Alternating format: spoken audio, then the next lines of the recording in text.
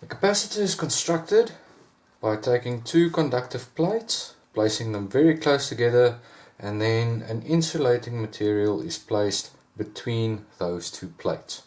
This piece of insulation material that is placed between the two plates, it's called the dielectric,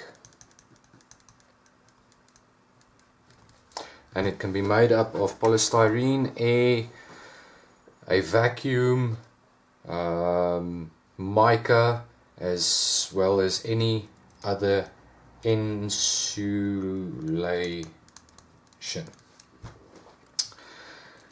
The way that the capacitor operates is when we apply a voltage onto the two plates of the capacitor, electrons are going to be attracted by the positive charge on the opposite plate, and as a result we're going to get a buildup of electrons on the one plate. Additionally, electrons that were on this plate is going to be drawn away from this plate, partly due to the positive supply voltage there, but also due to the buildup of a negative charge on this plate, which is going to cause holes to be developed, or places for electrons to develop on the left hand plate over here. The symbol for the capacitor is very simple. It is just indicated by means of two lines. We do sometimes get polarized capacitors that are indicated with a thick leg and a thin leg, or a curve and a straight leg, and then we will have positive indicated there, the positive indicated there, and that is just a generic symbol for a capacitor.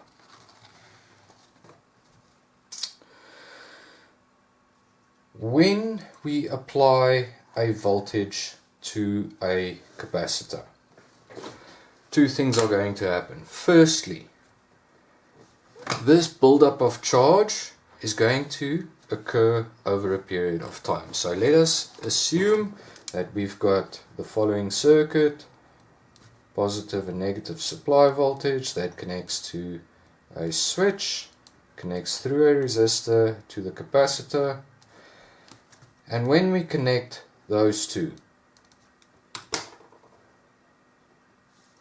this capacitor is going to charge. But it charges at the rate set by this resistor. The bigger this resistance is, the longer the capacitor is going to take to charge. So we find that the capacitor charges over a period of time. Okay, as the capacitor charges, this resistance of these electrons stops more electrons, or slows down the rate at which these electrons flow in. So as time continues, the rate at which the capacitor charges decreases, up to the point where the capacitor is fully charged, and that happens at 100%. Now conversely, when we supply this, we see that initially there's a maximum amount of current flowing, and then as the capacitor charges, the rate at which that current flows will decrease over time. Now when we allow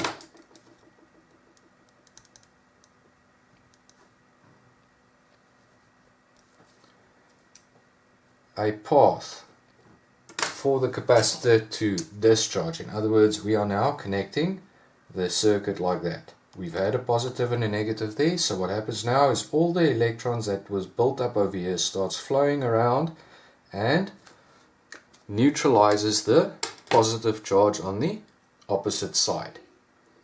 Now what happens is the voltage suddenly starts decreasing, and then the decrease levels out over time.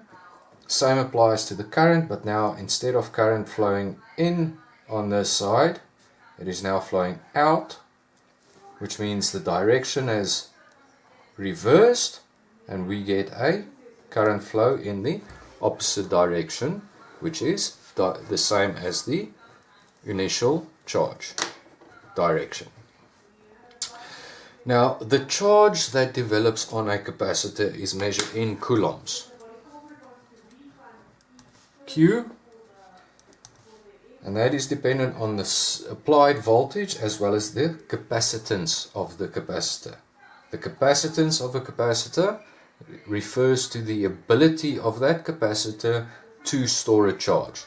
The voltage is the voltage that the capacitor experiences, and that Q there is the actual charge that the capacitor is going to develop. Okay, so Q or C is the capacitance or the ability to store a charge. The voltage is the supply, which causes the current to flow, and Q is the result of the stored charge. Okay, and when it comes to the charge and the discharge over here, we find that the time constant, in other words, the time it takes for this capacitor to charge, we discover the following: that the voltage is going to charge 63.6% of the supply voltage for every time constant, and the total time that it's going to take is 5 time constants. Now, if we look at this, we see that for the first time constant, the capacitor charges 63.6%. For the next time constant, it's going to happen again that the capacitor charges 63.6% of the remaining value. And then after 5 time constants, we are almost at 100%. The same applies for the capacitor, except it's the inverse of that 63.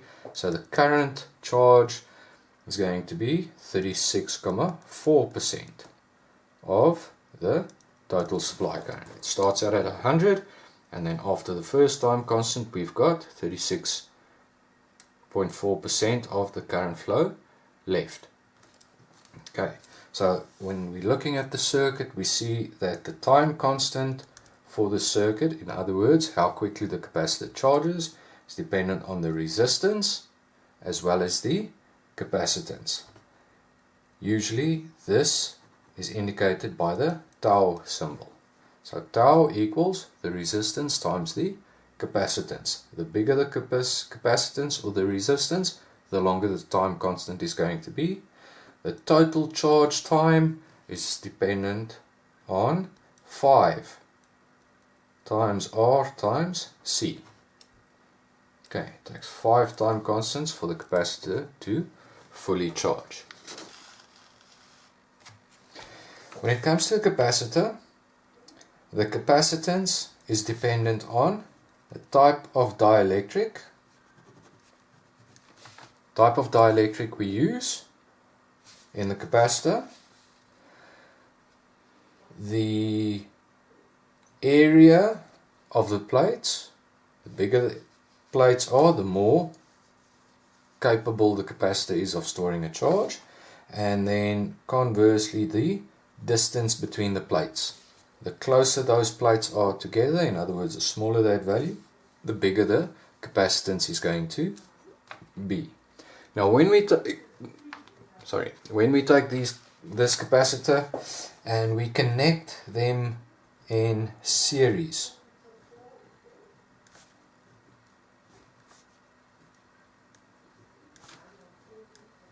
when we connect capacitors in series, what effectively happens is we can see that when we apply voltage over there, this plate over here is going to get a buildup of electrons, and that plate is going to lose electrons, giving it a positive charge.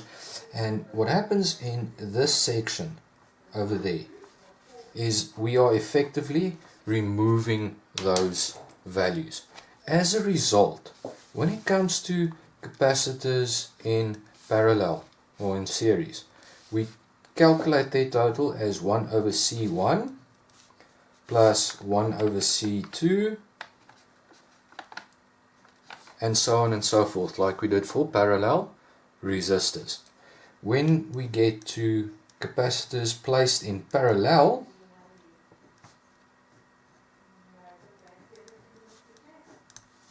C1 and C2, we can see that effectively what happens is these plates get added together, which means my area becomes bigger.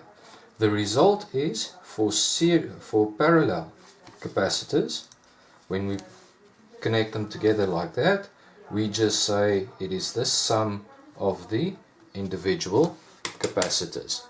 All these values are measured in farads, which is the unit of measurement for the ability to store charge.